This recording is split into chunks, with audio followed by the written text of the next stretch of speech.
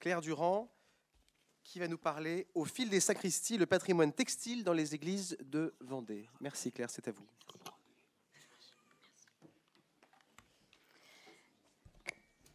Merci Monsieur le maire, bonjour à toutes et tous. Donc après l'orfèvrerie, la paramantique. Donc la paramantique désigne l'ensemble des vêtements, ornements, parements et tentures utilisés dans les liturgies. C'est la part la plus importante du patrimoine textile dont les conservateurs des antiquités objets d'art ont la charge. Elles sont conservées pour la plupart dans les sacristies, souvent en grand nombre. Parfois, elles ont été mises en sécurité au presbytère lorsque les conditions de conservation n'étaient plus réunies dans la sacristie. Dans la grande majorité des cas, elles n'ont pas été inventoriées. Aussi, le premier constat que je livre ici est celui d'une lacune. Nous n'avons pas de vision d'ensemble de la paramantique en Vendée, dans la mesure où il n'y a pas eu encore d'inventaire systématique à l'échelle du diocèse. Notre connaissance du sujet est donc encore très lacunaire. Elle s'étoffe au gré des visites d'église, dans le cadre de récollements, dans le cadre de travaux dans la sacristie. Je salue le père Côme. On a travaillé ensemble dans la sacristie d'Esnay cet été. Pour certaines paroisses, il y a bien eu un inventaire des textiles réalisé par le passé, soit par la conservation des antiquités objets d'art, des paroissiens, des associations du patrimoine, les chercheurs de l'inventaire ou l'ordre de Malte dans le cas de l'évêché. Ce travail est précieux et nous permet aujourd'hui de dresser à grands traits les caractéristiques du patrimoine textile dans les églises de Vendée, même s'il reste encore beaucoup à faire. L'étude de la paramantique fait l'objet d'un intérêt grandissant depuis la fin des années 80, et notamment depuis la thèse universitaire de Christine Haribo, enquête sur les ornements liturgiques dans le diocèse de Toulouse, qu'elle a soutenu en 89. Depuis, de nombreux actes de colloques, catalogues d'expositions rendent compte de cet intérêt. Je citerai proche de nous la très belle exposition qui s'est tenue à l'abbaye de Fontevraud à l'automne 2022, sous le commissariat d'exposition d'Anna Lécher, CAOA de Maine-et-Loire. J'espère que certains d'entre vous avaient eu l'occasion de la voir.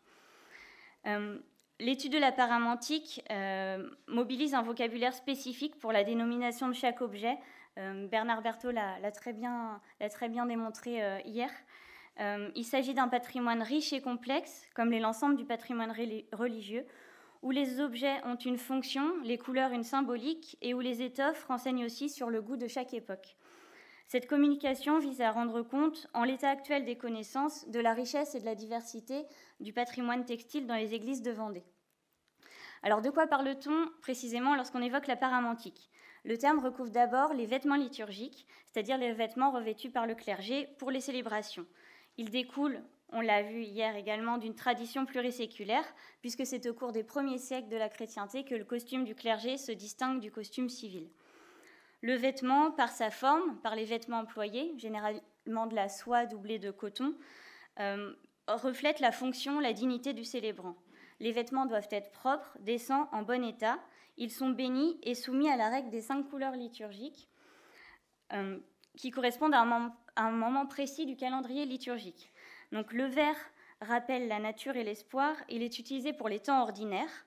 Le rouge, symbole du sang versé, de l'amour divin et de la passion, est revêtu pour le dimanche des rameaux, les 3 jours précédant Pâques, la Pentecôte et les fêtes des apôtres et des martyrs. Le blanc, symbole de pureté et de lumière, est réservé au temps pascal et de Noël. Le noir est réservé pour les funérailles et la messe des défunts.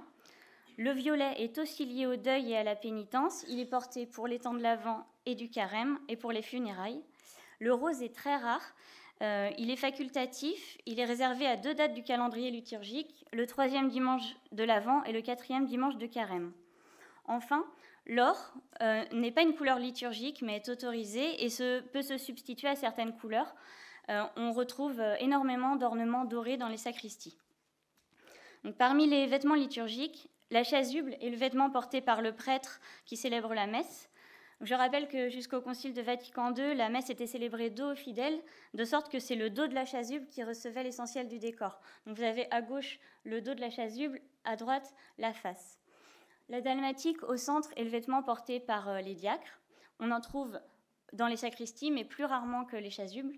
Et la chape ou le pluvial que vous avez ici de dos est porté par tous les clercs pour les cérémonies solennelles. La coupe de la chasuble a évolué dans le temps. Les représentations médiévales montrent les chasubes qui prennent la forme d'un disque percé d'un trou pour faire passer la tête. À partir du XVIe siècle, s'impose la forme plus échancrée, la forme dite romaine ou violon, avec sa ressemblance avec l'instrument. C'est la forme qui perdure jusqu'au milieu du XIXe siècle, où réapparaît la forme dite Moyen-Âge ou gothique, avec deux modèles, la chasuble grande forme au milieu et la chasuble semi-grande forme ici. Donc, je vous ai mis un exemple de chasuble début 20e, une chasuble réversible, rouge et blanche, qui ressemble beaucoup à la chasuble portée par Saint-Martin sur ce tableau de 1944. Donc, la forme de la chape a également évolué dans le temps. Vous avez au centre une chape début 19e dont le chaperon est richement orné, bordé d'une frange de cannetilles. Et à droite, une chape 20e où vous voyez que le capuchon a remplacé le chaperon. Les tissus employés évoluent de manière concomitante à l'évolution de la forme, à l'évolution de la coupe des vêtements, puisque les tissus légers, fluides, remplacent les tissus plus lourds, dont la rigidité était volontairement accentuée par des morceaux de papier ou de carton glissés dans la doublure. À côté des vêtements se trouvent les insignes, qui reflètent la dignité de celui qui les porte, sans avoir la fonction proprement dite de vêtir. Donc ce sont le manipule, porté sur l'avant-bras gauche par les clercs. C'est l'étole portée autour du cou, de manière différenciée selon le clerc qui la porte. Donc là, l'évêque, vous voyez ici une représentation de Saint Blaise, la laisse pendante autour du cou. Le prêtre la croise par le devant et le diacre la passe au travers. Le voile huméral ou écharpe se porte sur les épaules et il sert à se couvrir les mains lorsqu'on tient un objet sacré. Donc, à côté des vêtements, des insignes, on trouve les parements. Ce sont toutes ces pièces textiles qui servent à couvrir un objet de la liturgie. Donc, ce sont la bourse de corporale, le voile de calice, le voile de tabernacle ou conopée, le pavillon de ciboire, le voile d'exposition, le devant d'autel ou antépendium. Ce sont également toutes ces tentures d'église qui ornent le chœur ou la nef des églises. Et ce sont les pentes de dés de procession. Les pentes de dés de procession, pardon. Lorsque les vêtements, les linges liturgiques sont assortis et de même couleur, ils forment un ensemble appelé ornement. Par ailleurs, parce qu'ils n'appartiennent pas à proprement parler au domaine de la paramentique, je ne développerai pas ici la question des bannières de procession, pourtant nombreuses dans les sacristies, ni celle des costumes et accessoires du Suisse, rencontrés occasionnellement. Je n'oublie pas enfin tous les vêtements plus humbles, portés en dessous, comme les aubes, brochets et autres soutanes, moins évidents à dater et à étudier, mais qu'il convient bien sûr de conserver dans la mesure du possible. Donc, à ce jour, grâce au travail des conservateurs des antiquités objets d'art qui se sont succédés, le patrimoine textile religieux vendéen compte 51 objets protégés au titre des monuments historiques, dont 14 bannières. En Vendée, les plus anciennes pièces datent du XVIIIe siècle. Elles sont rares et invariablement protégées au titre des monuments historiques. Je vous ai mis ici quelques beaux exemples, à Chantonnay, la Flosselière et les Épaisses. D'autres ensembles du XIXe siècle, plus récents, mais qui vont se distinguer par leur originalité, leur qualité artistique ou leur commanditaire, ont également été protégés. L'intérêt se trouvant décuplé lorsque l'ornement est complet, c'est-à-dire lorsque l'on a les vêtements, les insignes, les parements assortis, conservés. C'est le cas de ce magnifique ornement offert à la cathédrale de Luçon par la duchesse de Berry lors de sa venue en 1828, que vous aurez l'occasion de découvrir pour ceux qui feront la visite de l'évêché demain. La couleur abricot peut étonner, mais c'est en fait une décoloration du velours rouge d'origine. Les ornements associés à une personnalité, à un saint, retiennent particulièrement l'attention. C'est le cas de cette chasuble des années 1840-1850 qui a appartenu au père Monroe, curé des Brousilles et fondateur de la congrégation des Sœurs des Sacré-Cœur, qui a été inscrit au titre des monuments historiques. Et ces deux exemples non protégés à ce jour, donc la chasuble ayant appartenu à l'abbé Ténèbres, qui aurait été confectionnée par les femmes de la Tulévrière à partir d'une robe de mariée, et cette étole qui fait partie des reliques du père de Montfort. Les deux exemples suivants, plus tardifs, ont été inscrits au titre des monuments historiques pour leur singularité, pour l'histoire qui leur est associée.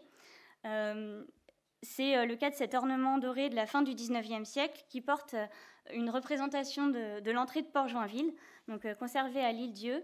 Il aurait été commandé pour les 20 ans de sacerdoce du curé de Notre-Dame-du-Port. Je ne résiste pas au plaisir de vous montrer ce rare ornement chinois conservé à Bois-de-Séné, un ornement de satin blanc orné de motifs floraux et d'animaux aux couleurs très fraîches, qui a été donné à sa paroisse d'origine par Monseigneur François Guichard, qui était prêtre missionnaire en Chine. Je cite les archives paroissiales du 2 juillet 1893. Reconnaissant de l'intérêt que Monseigneur Guichard, évêque de Couy-Chéou, porte à Bois-de-Séné, sa paroisse natale, prie Monsieur le curé de vouloir bien remercier sa grandeur du magnifique ornement et du riche antépendium qu'il a bien voulu faire broder par ses petites Chinois. Donc cet ornement a été inscrit au titre des monuments historiques l'année dernière. Enfin, je vous livre l'ornement qui fait actuellement l'objet de l'attention de la CAOA. Il s'agit de cet ornement richement doré où la figure du Père de Montfort en prière apparaît sur plusieurs médaillons, qui aurait été conçu pour la cérémonie de béatification du Père de Montfort en 1888. Donc il est composé d'une chasuble, 2 dalmatiques, 3 chapes, 3 manipules, 2 étoles, un voile de calice et un antépendium. Quelques mots maintenant sur les étoffes employées et notamment les tissus profanes, puisque pendant l'Ancien Régime, il est d'usage d'employer des soieries polychromes à décor profane. Les brodeurs chasubliers achètent des soieries neuves qui peuvent servir à la fois à la confection de vêtements civils, aux robes de dames, à l'ameublement et aux vêtements du clergé. Le caractère sacré s'acquiert au moment de la bénédiction. Vous avez ici 3 exemples monuments historiques avec des étoffes profanes à motifs fleuris.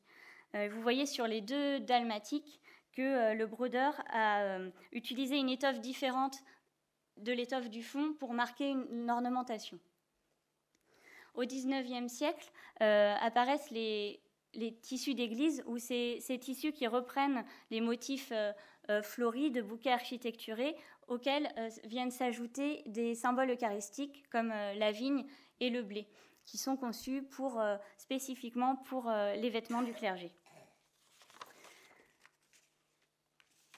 Au XIXe siècle, les techniques d'ornementation se diversifient. Dans certains cas, on utilise toujours une étoffe différente de celle du fond pour marquer le décor, marquer l'ornementation, ici sur la croix dorsale de cette chasuble. Parfois, c'est le galon qui souligne la forme générale du vêtement, le col, la croix dorsale, c'est le galon qui forme le décor. Vous avez le 3e exemple qui montre la technique du tissage en forme, qui consiste à tisser directement dans le tissu selon une forme définie au préalable. Donc le fond, les ors froids, la passementerie sont inclus dans le décor du tissu.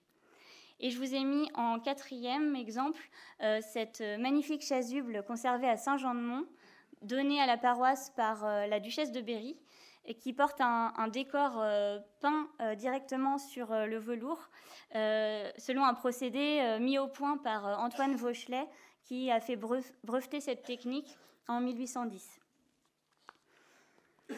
Donc à côté de ces techniques de tissage figure bien sûr la broderie. Donc vous en avez eu des exemples déjà au début de cette communication. La broderie permet, après tissage, aux brodeurs de venir décorer les ornements liturgiques de figures et de scènes bibliques, notamment comme à l'image de ces exemples à l'écran. Donc une chasuble aux épaisses. Là, vous avez le détail du chaperon d'une chape conservée à l'Île-Dieu et une chasuble à basage en pareil. Nous l'avons vu, les ornements liturgiques ont la même fonction depuis les origines. Néanmoins, ils reflètent par leur décor les goûts artistiques de chaque époque. La paramantique n'est bien sûr pas restée sourde au courant néo-gothique qui la submerge dans les années 1850-1860. Ce qu'on retrouve le plus souvent, ce sont des chasubles en velours noir ou velours violet, avec le monogramme IHS inscrit en lettres gothiques au centre de la croix dorsale, et le décor très sobre souligné en fil d'argent ou en fil d'or. L'influence du Moyen-Âge est aussi visible à travers des étoffes portant des scènes bibliques encadrées par des arcatures gothiques, comme vous avez ici à l'écran. Vous voyez sur cette chasuble dorée, je ne sais pas si vous voyez, mais le tissu de fond est orné d'un motif répété de 3 anges autour d'une monstrance. C'est un modèle que l'on retrouve dans plusieurs paroisses vendéennes et dans toute la France, avec des variantes au niveau des anges. Plus rarement, le style art nouveau de la fin du 19e et du début du 20e siècle a pu se transposer dans la paramantique, à l'image de ces 2 chasubles violettes. Enfin, l'influence de l'art déco est bien visible dans le décor des vêtements à partir des années 1920-1930. Et comme il s'agit du moment où la forme de la chasuble évolue, on retrouve à la fois l'influence art déco sur des chasubles de forme dite romaine ou sur des chasubles gothiques. Nous l'avons vu, la grande majorité du corpus textile vendéen est constituée de pièces du XIXe siècle, confectionnées dans des tissus variés. Au lendemain de la Révolution, la plupart des ornements du XVIIIe siècle ont disparu. Les commandes visant à reconstituer le vestiaire du clergé se multiplient au début du XIXe siècle. Cette demande croissante entraîne un développement remarquable du marché de la chasublerie, qui est lui-même encouragé par l'essor du chemin de fer qui permet de diffuser très largement les catalogues des marchands. Donc pour commander un ornement, la fabrique s'adresse aux brodeurs ou plus souvent aux marchands qui commercialisent le produit fini, ou parfois aux religieuses, puisque certains monastères de femmes, comme les Ursulines et les Visitandines, ont développé une activité de broderie et de confection d'ornements qui perdure au XIXe. Les archives, notamment les inventaires de 1906, font également état de dons effectués par le passé par les paroissiens, de dons d'ornements aux paroisses qu'ils revendiquent au moment des inventaires. S'intéresser à l'acquisition des ornements implique de se poser la question des sources disponibles pour l'étude de la paramantique. Donc une première difficulté apparaît dès lors puisque la broderie religieuse est très largement anonyme. Les œuvres ne sont pas signées, sauf cas exceptionnels. Je remercie d'ailleurs Agnès Piolet, archiviste diocésain, pour son aide sur cette question des sources, et notamment des sources disponibles aux archives diocésaines, puisque sont conservées d'une part les inventaires mobiliers des paroisses dressés par les curés à différentes époques, mais qui font état simplement d'une liste d'ornements à telle ou telle date, sans plus de détails. Sont également conservés aux archives diocésaines les inventaires des archives paroissiales compilés par l'abbé de Lomo pour les 300 paroisses avant le regroupement, qui se présentent donc sous cette forme, avec une analyse sous forme de résumé des archives paroissiales. Et donc, il est parfois difficile de relier une mention dans les archives, comme vous voyez ici une chape en moire blanche, or froid et chaperon broché, or fin et soie, de relier cette mention à un ornement effectivement conservé. C'est plus facile dans le cas des bannières. Vous avez ici la mention d'une bannière ornée d'un Saint Benoît avec au verso une Assomption qu'on a pu relier à cette bannière conservée à Aizenay. Dans le cadre de la préparation de cette communication qui m'avait été demandée, j'ai consulté les inventaires de l'abbé de Lomo pour 88 paroisses sur les 300, en notant toutes les occurrences liées à la paramantique, dans le but de tenter de dresser un premier panorama de l'approvisionnement des paroisses au XIXe et XXe siècle, dont je vous livre rapidement les grands traits. Donc, au XIXe siècle, les fabriques s'adressent encore aux ordres féminins. Ce sont par exemple les Sœurs de l'Union chrétienne à Fontenay ou les Ursulines à Saint-Étienne-du-Bois. Au XIXe, c'est Lemoine, chasublier à Nantes, qui détient le quasi-monopole de la fabrication d'ornements liturgiques et de bannières. On note des commandes dès 1809 et jusqu'en 1904 auprès de ses descendants. Je vous ai mis ici cette splendide bannière dite de l'Épante, conservée à Lagarnache, réalisée par Félix Lemoine, qu'il signe, c'est la seule œuvre textile signée connue en Vendée, donc qu'il réalise pour la procession en l'honneur de la béatification du Père de Montfort en 1888. À partir des années 1880-1890, on observe un élargissement des zones d'approvisionnement avec ceux qui sont appelés dans les sources marchands d'ornements d'église et non plus chasubliers. On retrouve les mêmes modèles commercialisés par différents marchands, qui s'approvisionnent auprès de brodeurs lyonnais ou parisiens. C'est par exemple Ardouin à Bressuire, Évelyn à Nantes, Lacotte à Poitiers, Blanc-Villain à Angers, Guignardot à La Roche-sur-Yon ou Houssard à Avranches, qui existe toujours, il me semble. La Semaine catholique du diocèse de Luçon, bulletin diocésain fondé en 1876 et numérisé par les archives départementales, diffuse les réclames de ces maisons, qui vendent aussi toutes sortes d'articles religieux, orfèvreries, statuaires, etc. Donc, je vous mets ici simplement l'exemple de Louis Dublé, installé à Nantes, où il reprend la maison Chapeau, Chazublier, qui avait lui-même succédé à Clarisse Bonin, Chazublière à Nantes. Vous voyez sur ces exemples que les ornements qui portent l'étiquette du marchand conservés dans les paroisses présentent des styles très variés.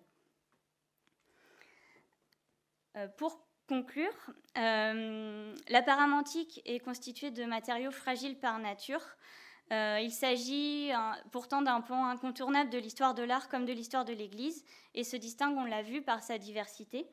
Ce patrimoine mérite aujourd'hui toute notre attention. Je reprendrai les mots de Marie-Anne Cyr. Les ornements liturgiques sont des œuvres d'art religieux conservées in situ dans l'Église à laquelle elles sont historiquement et cultuellement liées. La conservation in situ de ces textiles reste la meilleure solution pour éviter une dispersion, pour garder l'histoire de la paroisse. Je me permettrai ici quelques bons gestes que nous proposons régulièrement aux curés affectataires et à la commune propriétaire à l'occasion de visites, qui sont aisés à mettre en place pour conserver au mieux ce patrimoine. Donc la sacristie doit être régulièrement aérée, bien sûr. Autant que possible, le meuble chasublier, qui a été conçu pour conserver ses ornements à plat par couleur, doit être préservé pour en perpétuer l'usage. Il convient de le nettoyer, de le traiter contre les insectes xylophages.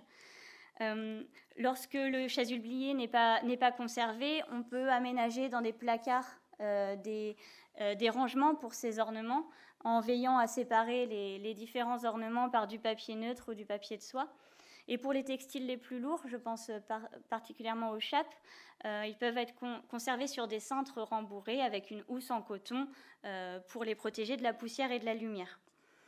Enfin et surtout, dresser un inventaire de la paramantique de chaque paroisse ne serait que profiter non seulement à la conservation, mais aussi à la connaissance de ce patrimoine, riche et complexe. Il est aussi souhaitable de le faire connaître et donc de pouvoir le montrer, que ce soit à l'occasion d'expositions temporaires pour les journées du patrimoine ou de manière plus pérenne à travers des vitrines trésors, par exemple, afin de partager au plus grand nombre ce patrimoine. Je vous remercie.